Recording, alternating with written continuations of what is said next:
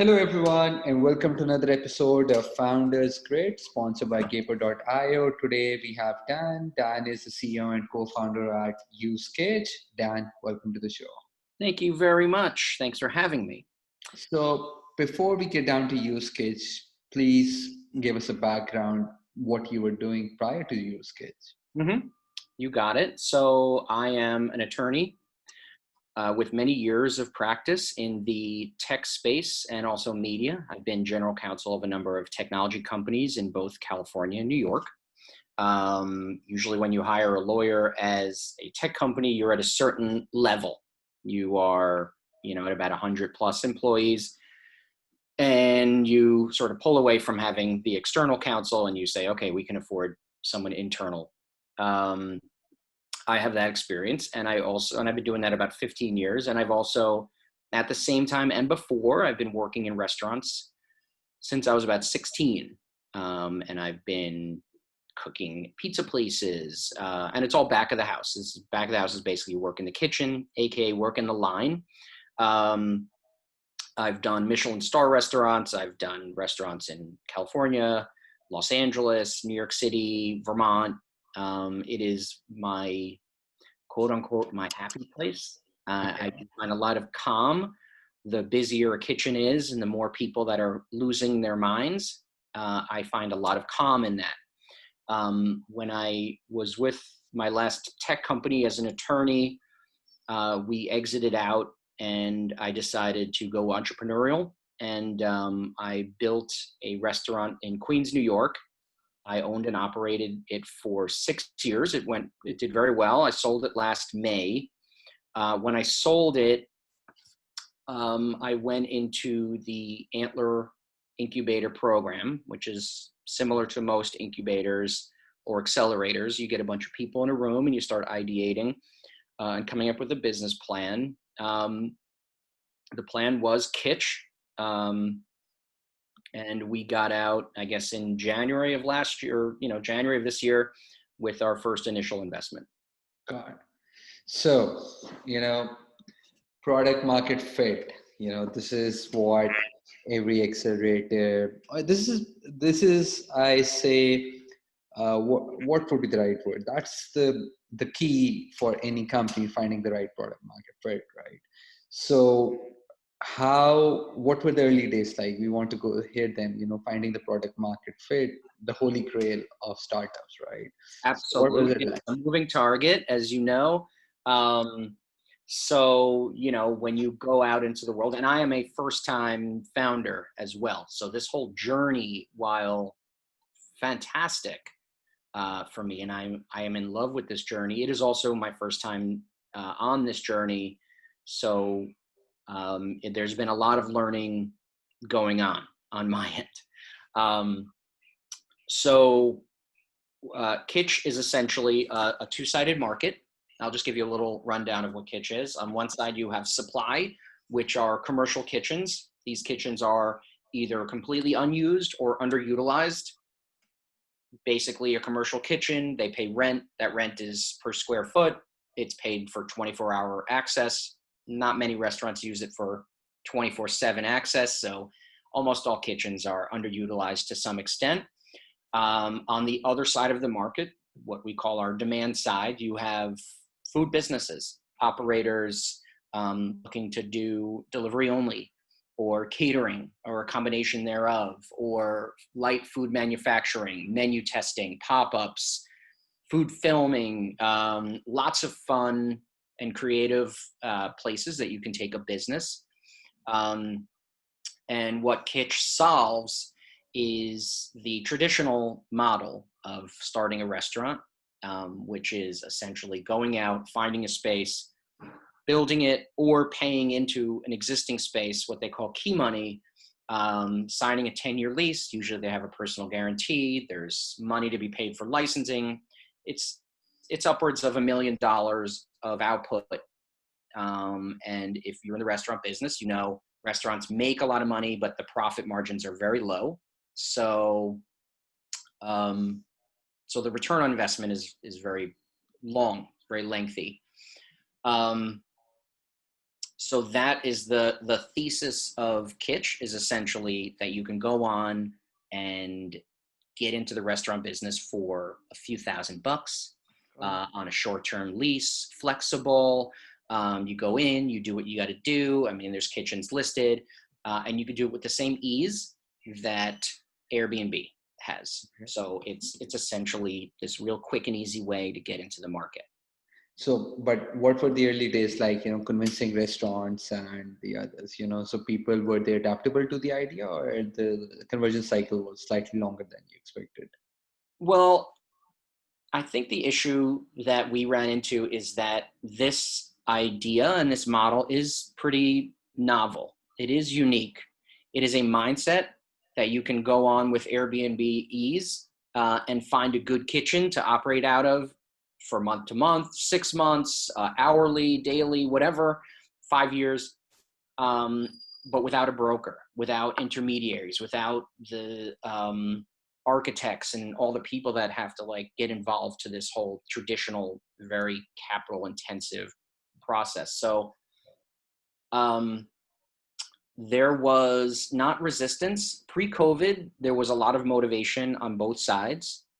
Most kitchens pre-COVID are very cool with the economics, right? We're not using that space anyway.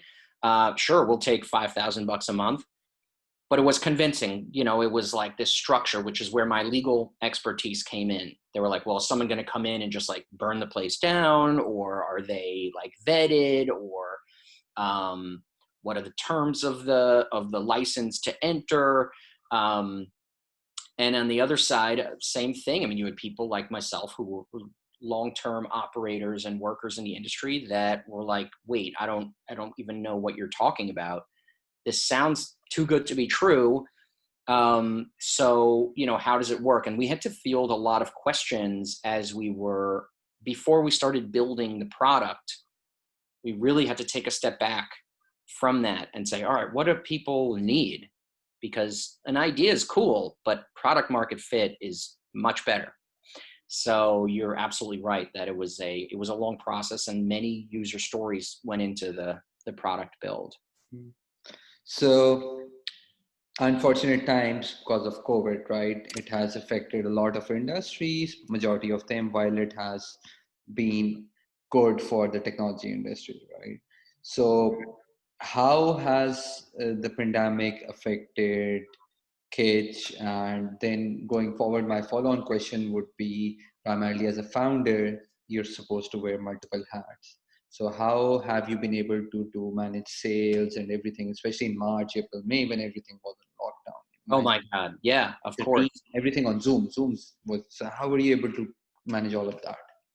So I'll start with COVID in relation to Kitch. Yeah, it was very difficult. We had pilots that were up and running. They quickly canceled.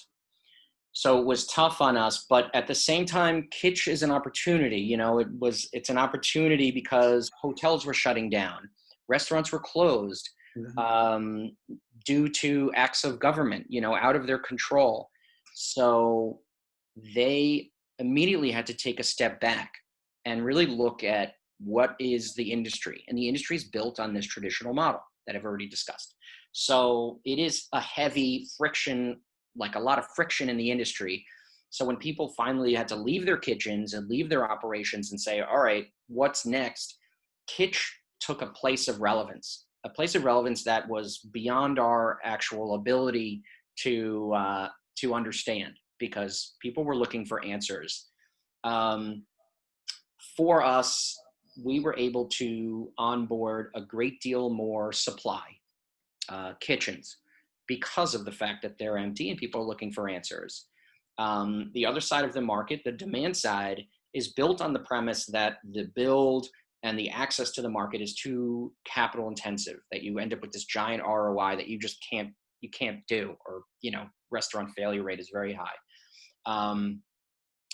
So while things were getting really great for us on supply, they were getting much more challenging on the demand side. People were nervous. They were trying to just either stay in business or stay on a track, but not enter into expanding their market because they were worried. They were unsure of how to do it.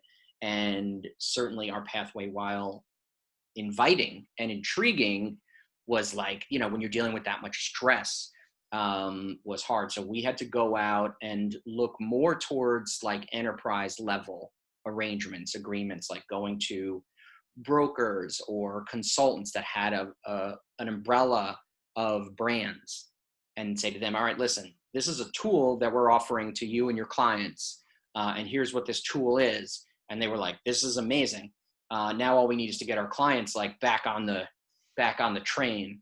That has since happened, and people are now getting into the mode. To your other question, being a founder is, you're absolutely right. It is a lot of hats that you have to wear. Being remote in the restaurant industry is very difficult.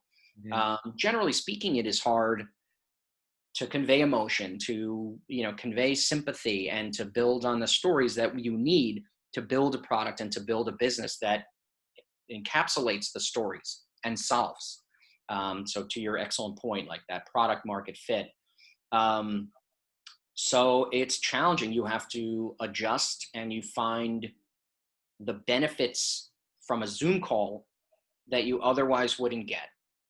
But you have to adjust to the sort of the new axis, right? Like I can talk to you from my kids' room on the Upper West Side. I don't have to get on a train. I don't have to spend any time getting to you. I am in the comfort of my own house. I can drink like a drink or a coffee or whatever. It's just different, and you take whatever advantages you can out of that, and you build a company based on what's provided to you, which is all that you can get. True.